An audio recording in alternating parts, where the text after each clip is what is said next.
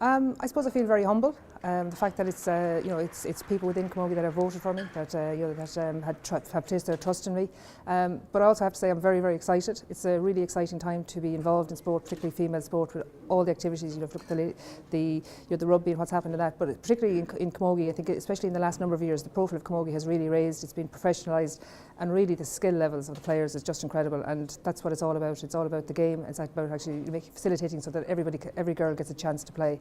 And really, that's where we want to build on. That's where we want to go. So it's just a fantastic time. Personally, it's a great honour, as I said, and I do feel very humble as well. It sounds a little bit cliched, but that's actually how I feel. And then that's tempered with a little bit of, as I say, controlled excitement at the moment. Yeah, I'm happy that I've done as best I can in the last 3 years. You're never happy until you always want to do more and more. But I'm happy that the 3 years has brought plenty of integration between ourselves and the GAA and ladies football.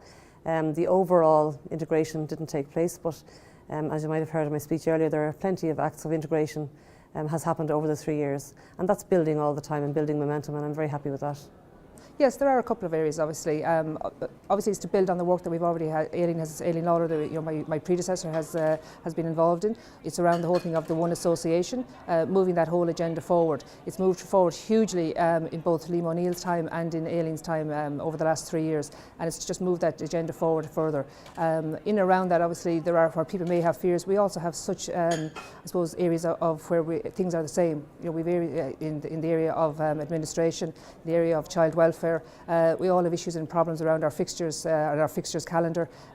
So it's really to build on that and to, I suppose, to understand where we want to go ourselves as an association, to have confidence in ourselves, to realise that we have a lot to offer as an association.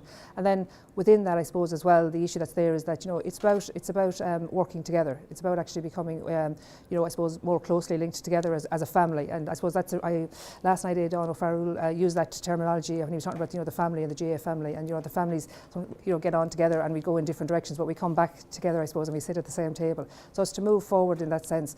But it's also, I suppose, it's around realising that it's not about assimilation. It's about actually working together as one association and moving closer together. And we've seen that for what's happening on the ground with the one club model, and how I suppose we can learn from what's happening on the ground and to build on that and to put structures in and around that to support that, so that actually clubs, players, administrators, we all feel that that we're moving in the same direction and that we all have the pathway that we're moving to.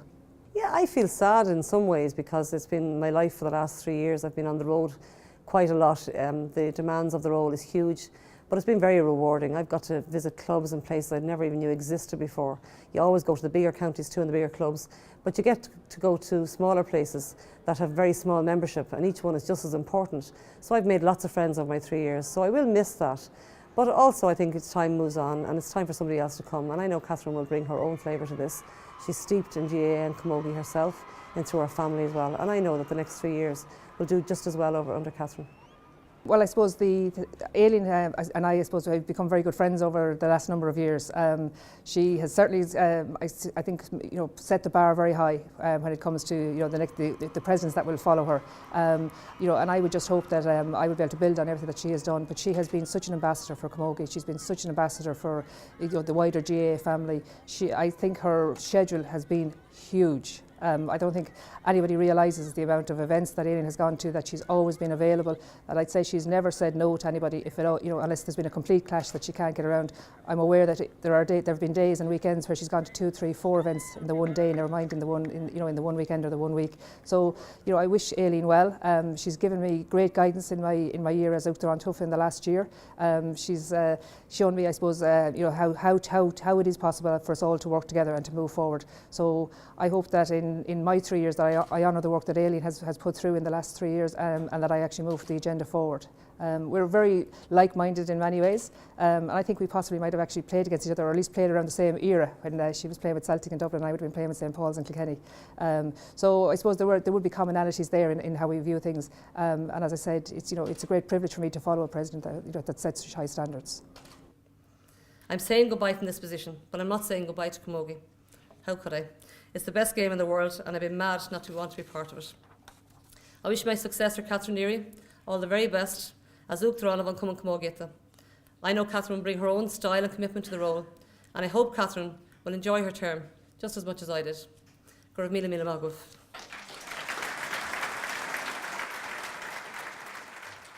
Yeah, you asked me how I feel, and I said it actually would be sad to go.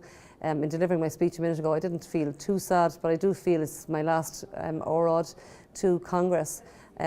Just a few minutes ago, I read a tweet from my son, and that actually made me sad because he's not somebody who'd open himself up to you, but he's said how proud and hugely proud he is of me, so that's lovely to see. And if I have to read it, he doesn't say it to me personally, but I know that they are proud of me. They don't always say it, but I know they are.